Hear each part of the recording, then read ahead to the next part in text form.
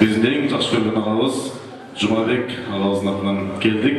Ушул ыр-дестер сизерге гүл десте катары билек болсун, тамагыңыздар таттуу болсун. Сиздер үчүн Кыргыз Республикасынын эл артисти Исрадин Аманбаев агайыбыздын Нестан Дарыжан деген ырмакты берейин. Кабыл алып коюңуздар.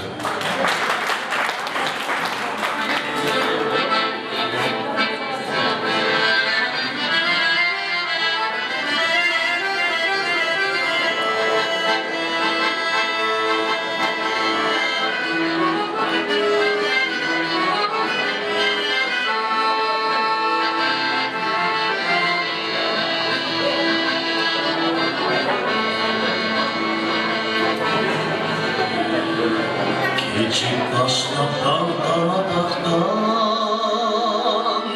geleceğimiz dep baratkan, kaygılmışlar düğüne kıdıran, kaydasın sen Nestan Darıjan, Nestan Darıjan,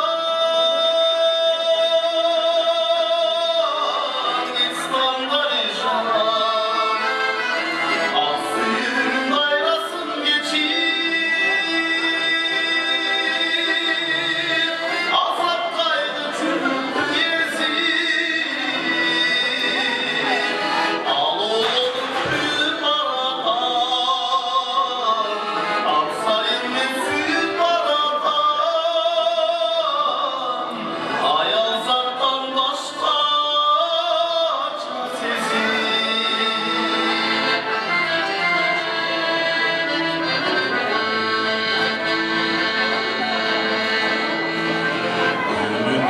Çıkmayı sanamdan,